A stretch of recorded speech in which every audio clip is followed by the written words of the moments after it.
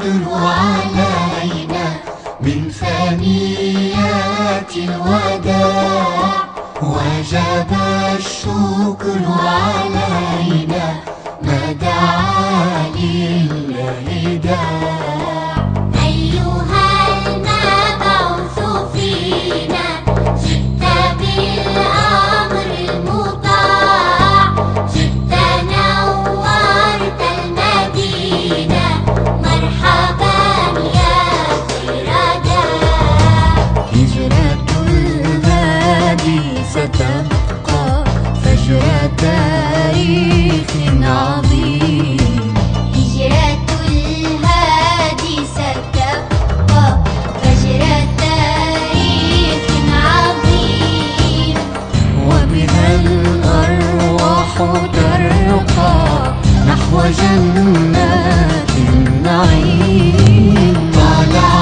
البدر علينا من ثنيات الوداع وجب الشكر علينا ما دعا لله داع أيها المبعوث فينا جئت بالأمر المطاع جئت نورت المدينة مرحبا يا خير داع مرحبا يا خير داع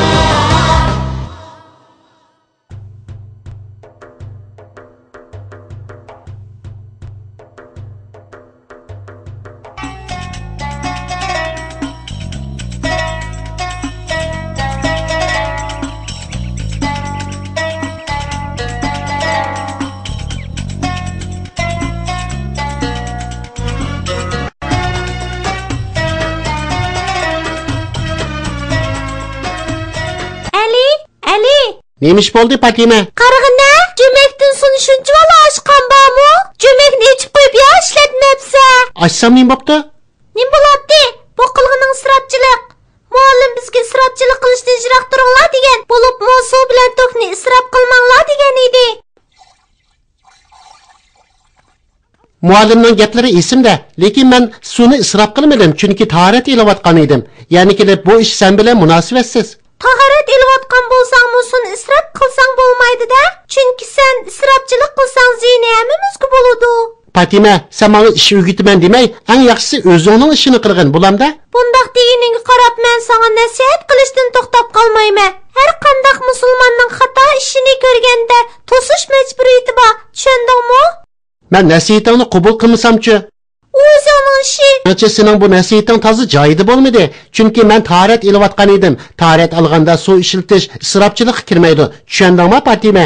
Shundaqdimi sen Alloh bergan ne'matni isrof qilsang bo'lmaydi. Bo'pti, men buni bovamga deyman. Bovam bu haqda nima deydi ekan anglab boqamiz. Mening qilganim isrofchilikmi yoki emasmi? Bovamning degani esa. Bo'ladi, Ali. Bovamning fikrini anglab boqayli. Subhan Rabbiyal azim. Assalomu alaykum va rahmatulloh. Assalomu alaykum va rahmatulloh.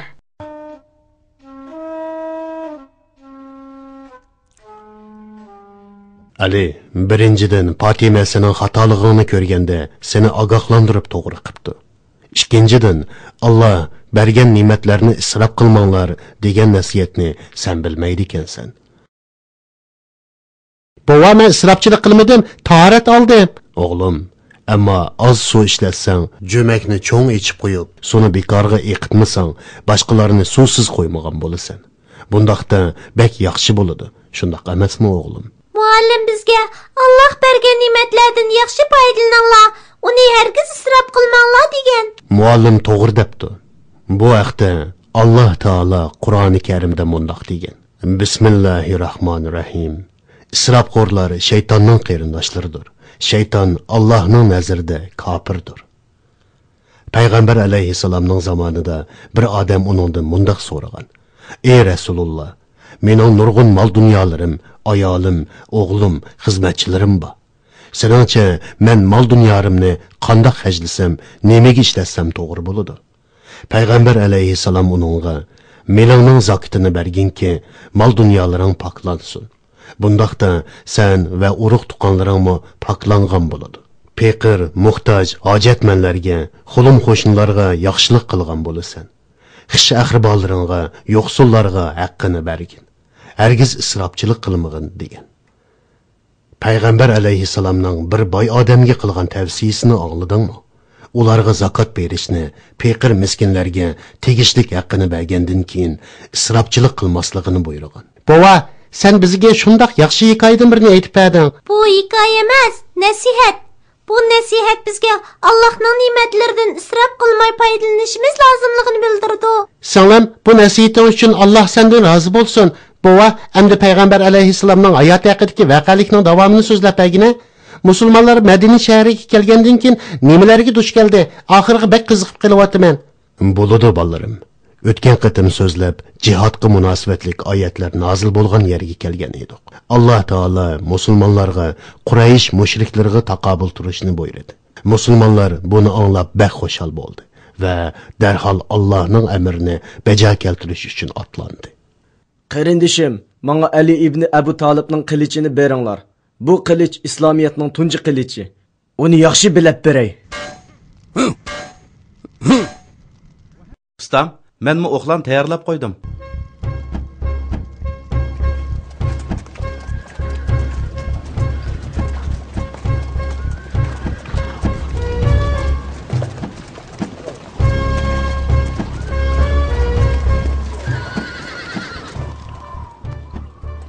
Ey musulmonlar, ey muhacirlar, ey mo'minlar, payg'ambarimizning urushdagi tavsiyalariga quloq solinglar. Kichik bolalarga, ayollarga, yashanganlarga qo'l tekkizmanglar. Hammanglar o'z sepinglarda turinglar. Daraxtlarni kesmanglar, dehqonlarni o'ltirmanglar. Faqatla sizlarga zulm qilgan, mol-mulkinglarni bulab ketganlar bilan urush qilinglar. Hozir Badr qudig'i tarafga qarab menglar.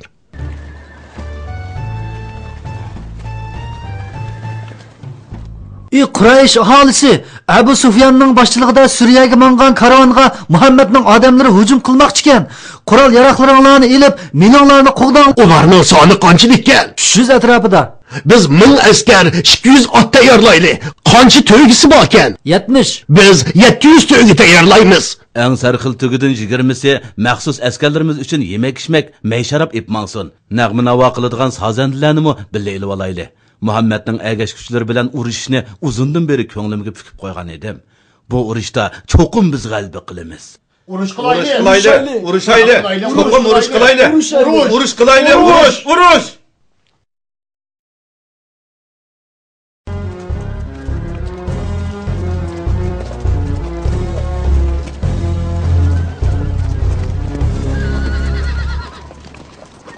Abu Sufyan odamlari bilan Badr qudig'i tarafga borsin. Xo'p.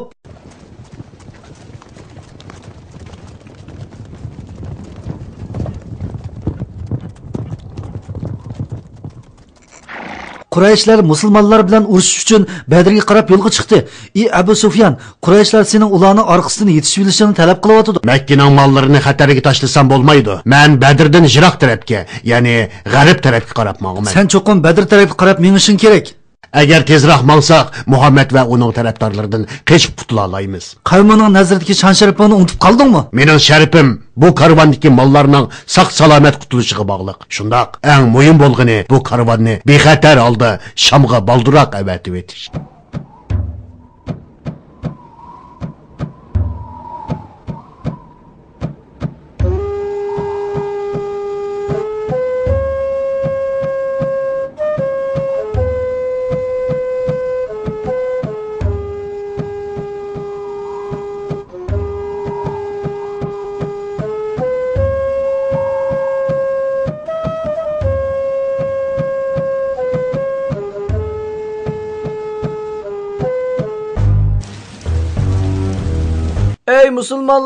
Ey musulmonlar, yomg'ir yog'yapti. Allohning barakati yog'yapti. Alhamdulillah. Alloh ming shukr. Allohdan kelgan yomg'ir mushriklarga ofat bo'ldi. Chunki bu yomg'irning yig'ishi ularning Badr qudig'iga tezroq yetib berib olishiga to'salg'u bo'ldi. musulmonlar uchun bu yomg'ir pokizlik va ne'mat bo'lib qolmasdan ularning kuchini texmo ziyoda qildi. Bu voqea Qur'oni Karimda sizlarni pokizlash uchun osmondan yomg'ir yog'dirdi degan oyatda bayon qilinadi.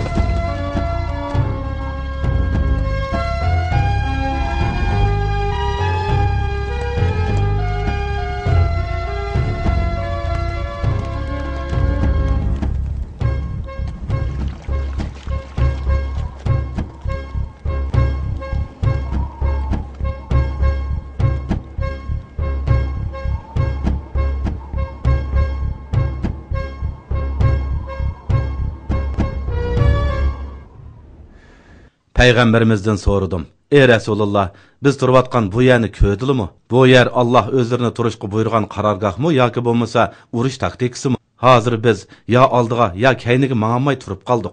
Qerindishim Habbab, Peygamberimiz bununla nima deb javob berdi? Peygamberimiz körvatqınınla uruştiki bir taktika dedi. Şunun bilen men, ey Resulullah, bu yerni karargah kısak bulmaydı. Sahabelerge eytin, sonu Bedir'den bu yerge ip gileyli. Kölçek olap suyimizni muşiyada saqlayli, suyimizni muşiyada içeyli. Bunda qilganda mushriklarga qarshi ip beriladigan urushda bir qadam ustunlikni saqlagan bo'lamiz dedim. Peygamberimiz fikrimga qo'shildimi? Shundaq Payg'ambar alayhissalom fikrimga qo'shildi va yaxshi fikr qilding, deganingda qilayli dedi. Ey Ibn Munzir, bu dono fikr bo'pti. Payg'ambarimiz sening planingga qo'shilibdi. Demak, fikr ko'z qarashlarimizni o'tirg'i qo'yishimiz kerak ekan. Bu bizga atrofimizdagilarning ko'z qarashini anglab beqish lozimligini bildirdi.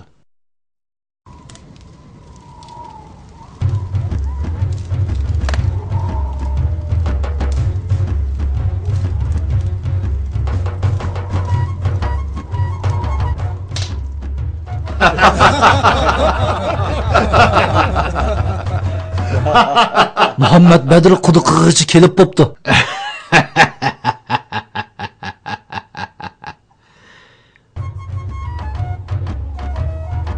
Muhammed Bedir quduqigacha kelib bo'pti. Mushundaq aldiran qo'lig'idan o'zini bizning quchig'imizga otdi. Aldirang'u odamlar hamisha o'zini xatarga tashlaydi. Askarlar kelib baqsin qani.